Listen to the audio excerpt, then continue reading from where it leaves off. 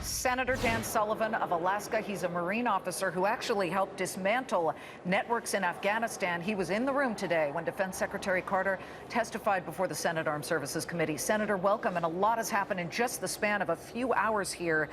Do you feel better today than yesterday that the United States of America can successfully battle the Islamic State? Well, you know, Liz, in the hearing today with Secretary Carter, there were some good ideas, some new ideas, this raid force idea that he talked about, something that I think is a good idea. But here's the broader issue. There continues to be a credibility gap, an urgency gap. You see it in this administration's rhetoric, you know, whether it's strategic patience, whether it's leading from behind. And members of Congress on both sides of the aisle see this lack of leadership. And that is the most unsettling thing. You know, time is not on our side. Long that ISIS has territory, controls this caliphate, the higher the risk, the greater the risk for our homeland. And what I really fear is the president's only going to get motivated, only going to act urgently if there's a major attack on the country, and that would be too late. So what we need more than anything... How we can't see San Bernardino as major is absolutely confusing to many Americans. But you just said, and I found this interesting, you just said that you're waiting on the president. You guys aren't actually. You know, now we have both Comey and Carter in front of Senate committees here and House committees, and everybody's waiting in line to hear from these guys. It seems like things are starting to move, or at least the anger being expressed or the frustration being expressed may start to get something freed up here. Well, I think you saw a little bit of that today in the hearing with Secretary Carter. But again, it goes back to how serious the president is with regard to implementing this strategy. Let me just give you one example. They started talking about how we're now finally starting to bomb the oil supplies in ISIS. Well, how come we have not been doing that for months?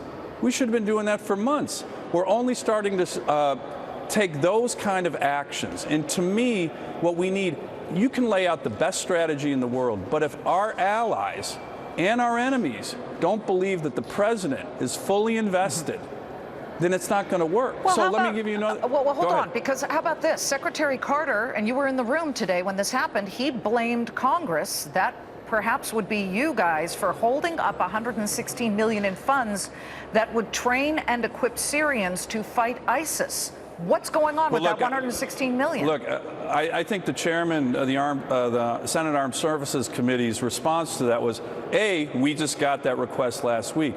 But more importantly, B, we just saw this administration go through about $50 million to train 4 or 5 Syrian moderates. Okay, that's not a good use of American taxpayer money. So that has to be we want to fixed. know, we certainly have an oversight role here. But you see from both Democrats and Republicans encouragement from the Congress to do more. American people are clearly unsettled. What happened in San Bernardino, what happened in Paris. And again, what we need is not only a strategy, but real leadership. You know, Liz, if you saw that press conference between President Hollande and President Obama, watch that again. You had one leader saying, we're going to go around the world. We have an urgent task. I'm going to get an alliance of countries to go after and destroy ISIS. Unfortunately, it wasn't the President of the United States. He was passive in that press conference. It was the President of France. Senator, you've been there. You've served. You've been in Afghanistan fighting the Taliban several years ago. Do we need more boots on the ground? And I'm talking thousands of boots on the ground. Well, look, what we need is a force that will destroy ISIS, that will destroy the caliphate wherever it exists. Now, we can do that with JTACs. We can do that with special forces. We need more than 50, certainly. But here's the key issue. When you talk about an occupation force that would have to come in after, that should not be Americans.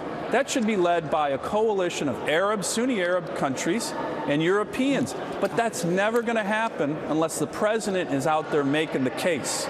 Well, that's the way you divide the division of labor here in terms of what our forces can do and what broader allies. And the good news is that literally every country in the region, every country in Europe is aligned against ISIS. Yeah, we have and the what ability. amazes me, though, Senator, and infuriates Americans is that's great. Europe, the U.S., our voices are screaming and yelling, let's do it.